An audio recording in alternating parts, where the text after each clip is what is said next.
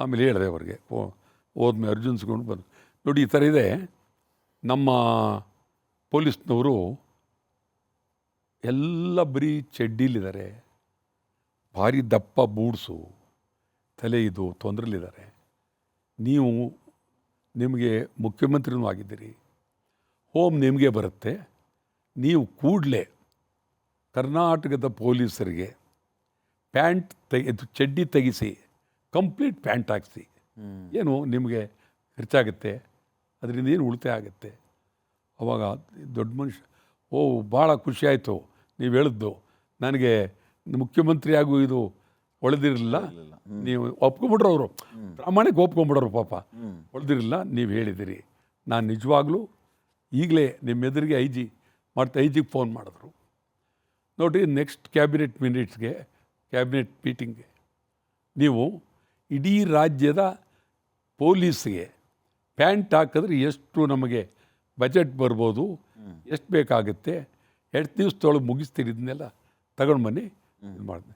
ನನಗೆ ಹೇಳ್ಬಿಟ್ರು, ಒಟ್ರಾಳ್ ನೋಡಪ್ಪ, next cabinet ಬರುತ್ತೆ, ನಾನು ಅಪ್ರೂವ್ ಮಾಡಿಬಿಡ್ತೀನಿ ಅಂತ. ಎಂಥ ಅದ್ಭುತ, ಅದ್ಭುತನೇ. ಆವತ್ತು ಪ್ಯಾಂಟ್ ಎಲ್ಲ ಅದಾದಮೇಲೆ ಈಗ ಆವತ್ತಿನ ಪರಿಸ್ಥಿತಿ ನೋಡೋದಕ್ಕೂ ಇವತ್ತಿನ ಪರಿಸ್ಥಿತಿ ನೋಡೋಕ್ಕೂ ಭಾಳ ವ್ಯತ್ಯಾಸ ಇದೆ. ಭಾಳ ದೊಡ್ಡ ಮನುಷ್ಯ. ಆ ಥರ ಚಿಂತನೆ, ಆ ಮಾತು, ಅವ್ರಿಗೆ ಯಾವ ಒಂದು ಆಸೆಗಳಿರಲಿಲ್ಲ, ಯಾವ ಇದು ಇರಲಿಲ್ಲ, ಸೋಂಕೆ ಇರಲಿಲ್ಲ, ಭ್ರಷ್ಟಾಚಾರ ಸೋಂಕೆ ಇರಲಿಲ್ಲ, ಆಸೆಗಳಿರಲಿಲ್ಲ, ಆಶೋತ್ತರ ಇರಲಿಲ್ಲ. ಆದರ್ಶವಾದಂಥ ವ್ಯಕ್ತಿಗಳು ಅವರೆಲ್ಲ ಇದ್ದರು. ನಿಜಲಿಂಗಪ್ಪ, ಹನುಮಂತಯ್ಯ, ದೇವರಾಜ ಅರಸು ಅವರೆಲ್ಲ ಆ ಕಾಲದಲ್ಲಿ ಎಲ್ಲರನ್ನೂ ನೋಡಿದ್ದೀನಿ ನಾನು. KC ರೆಡ್ಡಿ ಅವರಿಂದ ಕ್ಯಾಸಂಬಳ್ಳಿ ಚೆಂಗಲ್ರಾಯ್ ರೆಡ್ಡಿ ಅಂತ, ಮೈಸೂರಿನ ಮೊದಲನೇ ಮುಖ್ಯಮಂತ್ರಿ KC ರೆಡ್ಡಿಯಿಂದ ನಾವು ನೋಡಿದ್ದೀನಿ. ಎಲ್ಲರೂ ಭಾಳ ಅದ್ಭುತವಾಗಿ. ಸೊ ಆವಾಗ ಪ್ಯಾಂಟನ್ನು ಕೊಟ್ಟರು. ಅದು ನಿಜಕ್ಕೂ ಇವತ್ತಾಗಲೇ 69 ಅಂದರೆ ಆಗೋಯ್ತು, 60 ವರ್ಷದ ಮೇಲೆ ಆಗೋಯ್ತು ಪ್ಯಾಂಟ್ ಬಂತು. 60 ವರ್ಷದಿಂದ ಪ್ಯಾಂಟ್. ಇವತ್ತಿದಕ್ಕೂ ಕ್ಯಾಪ್ದು ನನಗೆ ಪಾಪ ಹೇಳೋರು ಎಲ್ಲ ಪೊಲೀಸ್ನವರು, ನನಗೆ ಅವ್ರು ಹೇಳೋದು, ಫೋನ್ ಮಾಡ್ತಾರೆ, ಹೇಳ್ತಿರ್ತಾರೆ, ನೋಡಿ ಸರ್ ಹಿಂಗಾಗಿದೆ, ಇದಿದೆ, ಇದು ಭಾಳ ತೂಕ, ಈಗ ಇದು ಆಗೋದಿಲ್ಲ, ತಲೆಗೆ ಹೋದ್ರೆ ಕಷ್ಟ ಆಗುತ್ತೆ ಅಂತ. ನಾನು ಒಂದು ಅವರ ಕ್ಯಾಪ್ ಇಸ್ಕೊಂಡೆ, ಬಿಳಿ ಕ್ಯಾಪ್ ಯಾವುದು, ಕಾನ್ಸ್ಟೇಬಲ್ ಇವ್ರದ್ದು, ಟ್ರಾಫಿಕ್ನವ್ರದ್ದು. ನಾನು ಹಾಕ್ಕೊಂಡ್ರೆ ತೂಕ ಗೊತ್ತಾಯಿತು. ಇದನ್ನು ಹಾಕ್ಕೊಂಡೇ ಒಂದು ಚಳುವಳಿ ಮಾಡಿದೆ. ಹೌದು, ಇದು ಹಾಕ್ಕೊಂಡೆ ನೀವು ಪೊಲೀಸ್ನವ್ರಿಗೆ ಟೋಪಿ ತೆಗಿಲೇಬೇಕು ಚಳುವಳಿ ಮಾಡಿದಾಗ. ಆಗ ಎಲ್ಲ ಚಳುವಳಿಯ ಪ್ರಭಾವ ಅಂತಿಮವಾಗಿ ಒಂದು ತೀರ್ಮಾನಕ್ಕೆ ಬಂದ್ಬಿಟ್ರು. ಯಾವುದು ಕೊಡಬೇಕು, ಅವ್ರ ಹಿರಿಯ ಅಧಿಕಾರಿಗಳು ಈ ಥರ ನಮ್ಮ ಥರ ಕ್ಯಾಪ್ ಕೊಟ್ಬಿಟ್ರೆ ಅವ್ರ ಗತಿ ಏನು? ಅದರಲ್ಲೂ ಅವ್ರು ಸಣ್ಣತನ, ಅದೇನು ಕ್ಯಾಪ್ಲೇನು ಆಕಾಶ ಇರ್ತಿರಲಿಲ್ಲ, ರ್ಯಾಂಕಿಂಗು ತಾಪತ್ರಯ. ಆಮೇಲೆ ಏನಾರ ಕೊಡಲಿ, ಒಂದು ಚೇಂಜ್ ಮಾಡಲಿ ಅಂತಿತ್ತು. ಸೊ ಎಲ್ಲ ಕ್ಯಾಪ್ ತರಿಸಿದ್ರು. ಒಂದು ವೀರಿಂದ ಇವರು ಸಿದ್ದರಾಮಯ್ಯ ಹೋದರು, ಎಲ್ಲ ನೋಡಿದ್ರು, ತಾವು ಹಾಕೊಂಡ್ರು ತಲೆಗೆ. ಇದಿರ್ಬೋದು ಅಂಥೇಳಿ, ಅದೇನೋ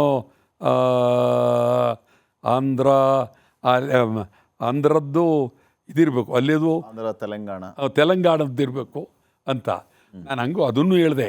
ನಮ್ಮದೇ ಒಂದು ಮಾಡ್ರಿ, ಕರ್ನಾಟಕದ್ದೇ ಒಂದು ವಿಶೇಷ ಬ್ರ್ಯಾಂಡ್, ಇಡೀ ದೇಶದಲ್ಲಿ ಕರ್ನಾಟಕ ಬ್ರ್ಯಾಂಡ್ ಬರಲಿ, ವಿಶೇಷವಾಗಿ ಅದಕ್ಕೆ ಒಂದು ರೂಪ ಕೊಟ್ಟು ಮಾಡಿ ಅಂತ ಹೇಳಿದೆ. ಏನೋ ಮಾಡಿದ್ರು ಸದ್ಯ, ಯಾವುದೋ ಬರಲಿ, ಇನ್ಯಾಕೆ ಅದನ್ನು ತಕರಾರು ಹಾಕಬೇಕು ಅಂತೇಳಿ ಬಂದ್ಬಿಡ್ಲಿ, ಇದು ಹೋಗ್ಲಿ ಬರಲಿ ಅಂತ ಭಾಳ ನೀವು ಆರಂಭದಲ್ಲಿ ಹೇಳ್ತಾ ಇದ್ರಿ ಪೊಲೀಸರು ನನ್ನ ಬಗ್ಗೆ ಬಹಳ ಗೌರವ ಅಂತ ಹೇಳಿ. ಆ ಗೌರವ ಪ್ರತಿ ಚಳುವಳಿಯಲ್ಲೂ ನಿಮ್ಮ ಬಗ್ಗೆ ತೋರಿಸ್ತಾ ಇರ್ತಾರೆ ಅವರು. ನನಗನ್ಸುತ್ತೆ ಒಂದು ವಿಚಾರ ನಿಮ್ಮಿಂದ ಕೇಳ್ಬೇಕು ನಾನು. ಈಗ ನಿಮ್ಮ ಮನೆಯಲ್ಲಿ ನಿಮ್ಮ ಹೆತ್ತವರು ನಿಮ್ಮನ್ನ ಎಷ್ಟರ ಮಟ್ಟಿಗೆ ಆಡಿಸಿದ್ರೋ ಇಲ್ವೋ, ಆದರೆ ವಾಟಾಳ್ ನಾಗರಾಜ್ ಅವ್ರನ್ನ ಮಾತ್ರ ಲಾಲಿ ಹಾಡಿದ ರೀತಿ ಪೊಲೀಸರು ಯಾವಾಗಲೂ ಹಿಂಗೆ ಆಡಿಸ್ಕೊಂಡೇ ಗಾಡಿ ಹತ್ತಿಸ್ಬಿಡೋದು ಚಳವಳಿ. ಅದು ಪಾಪ ಅವರೇ ಕೆಲವು ಕಡೆ ಹೇಳಿದ್ದಾರೆ ಪಾಪ. ನಾವೇ ಅವ್ರಿಗೆ ಈ ರೀತಿ ಭಾಳ ಇದು ಎತ್ತಿ ಆಡಿಸಿದ್ದೀವಿ, ತಗೊಂಡೋಗಿ ವ್ಯಾನ್ಗೆ ಹಾಕ್ತೀವಿ. ಅವರು ಏನೇ ಆದರೂ ನಮ್ಮ ಮೇಲೇನು ಕೇಸ್ ಹಾಕೋದೇನು ಬಿಟ್ಟಿಲ್ಲ ಅವರು. ಈಗ ನನ್ನ ಮೇಲೆ 60 ಕೇಸ್ ಇದೆ.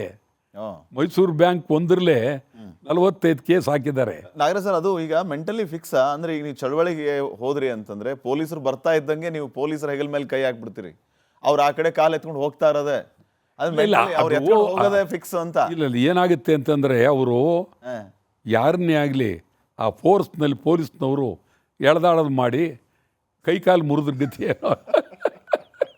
ಅವರು ಹುಚ್ಚುಚ್ಚಾಗಿ ಹೇಳ್ದ. ಅದಕ್ಕೆ ನಾನೇ ಹೇಳ್ತೀನಿ, ಸುಮ್ಮನಿರ್ರಿ, ಗಂಭೀರ ನಿಂತ್ಕೊಳ್ರಿ ಅಂತೀನಿ. ಇತ್ತೀಚೆಗೆ ಹೇಳೋದು ಏನು ಮಾಡೋದಾಗೆ ಅವರು ಎಳ್ದು ಹೋದ ಅಂದರೆ ಅಂಪಾಡಗೆ ಹೋಗಿರ್ತಾನೆ, ಕಾಲು ಹೋಗಿರೋದು ಯಾರ್ದು? ಹೌದು, ಆಯಿತಾ? ಇದು ಅದರಿಂದ ಪಾಪ ಅನೇಕ ಸಾರಿ ಹೊರಟಾಗೂ ನಡ್ಕೊಂಡಿದ್ದಾರೆ. ಪರಿಸ್ಥಿತಿ ನಿಮ್ಮ ಜೊತೆಗೆ ವಾಟಾಳ್ ನಾಗರಾಜ್ ಅವ್ರ ಜೊತೆಗೆ ಯಾರು ಹೊರಟಾಗಿ ನಡ್ಕೊಂಡಿಲ್ಲ ಅಂತ ನನ್ನ ಬಲವಾದ ನಂಬಿಕೆ. ನೀವು ಯಾವಾಗ ಹುಟ್ಟಿದ್ದು? ನೀವು ಯಾವ ಇಸ್ವಿ? ನಿಮಗಿಂತ ಬಹಳ ಚಿಕ್ಕವನು, ಒಂದು 25-30 ವರ್ಷದ ಹಿಂದೆ ಹುಟ್ಟಿದ್ದೀನಿ. ಅದು ಸರಿ, ಸುಮಾರು 90s ಅಲ್ಲಿ.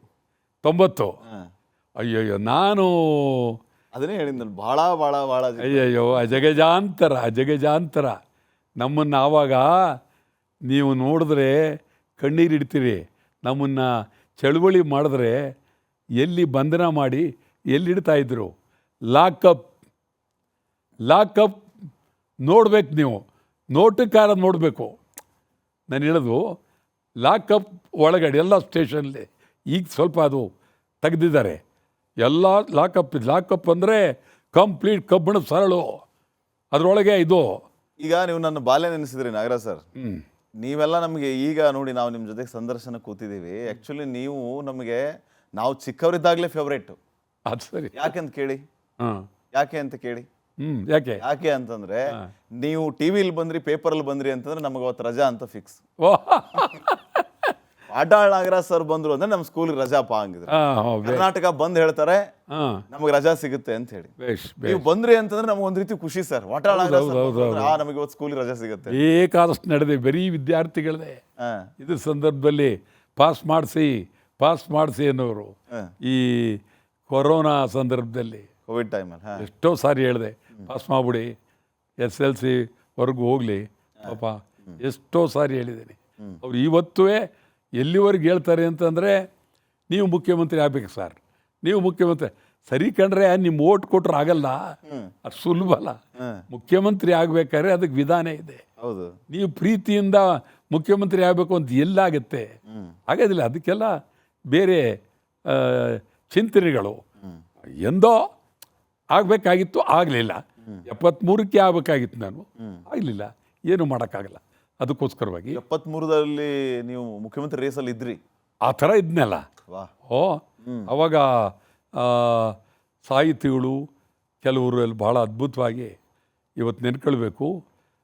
ದೇ ಜವರೇಗೌಡ ಭಾಳ ಅದ್ಭುತ. ಅವರು ವಾಟಾಳ್ ನಾಗರಾಜ್ ಅವರು ಮುಂದಿನ ಮುಖ್ಯಮಂತ್ರಿ ಅಂತೇಳಿ ಸಭೆಯಲ್ಲೇ ಘೋಷಣೆ ಮಾಡ್ತಾರೆ ಪಾಪ ಅಂತ.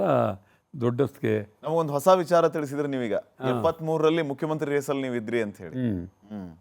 ಡೆಫಿನೆಟ್ ಆಗಿ ಅವತ್ತಿತ್ತು. ಆಮೇಲೆ ನನಗೆ ಮೊದಲೇ ನಿಜಲಿಂಗಪ್ಪನವ್ರು ಕರೆದಾಗಲೇ ನಾನು ಹೋಗಿ ಉಪಮಂತ್ರಿ ಆಗಿದ್ದರೆ ಅಲ್ಲಿಂದ ಅದು ರೂಟೇ ಬೇರೆ ಆಗ್ಬಿಡೋದು, ಚಳುವಳಿ ಬೇರೆ ಆಗೋದು, ರಾಜಕಾರಣಕ್ಕೆ ಬಂದ್ಬಿಡೋರು.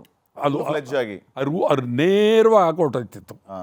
ಉಪಮಂತ್ರಿ, ನೆಕ್ಸ್ಟ್ ಮಂತ್ರಿ, ಇದು ಇಲ್ಲಿಂದ ಹೊಟ್ಟೋಗ್ತಿತ್ತು ಆ ಕಡೆಗೆ. ಆಯಿತಾ? ನಾವು ಇದೇ ಸರಿ, ನನಗೆ ಯಾಕೋ ಇದೇ ಸರಿ, ಅಷ್ಟು ತೀರಾ ಮುಖ್ಯಮಂತ್ರಿ ಆಗೋದಕ್ಕಾಗಲಿ, ಅಷ್ಟು ತೀರಾ ಇದಕ್ಕೆ ನಾನು ಆಸೆ ಬರದೆ ಹೋರಾಟನೇ ಮಾಡೋಣ.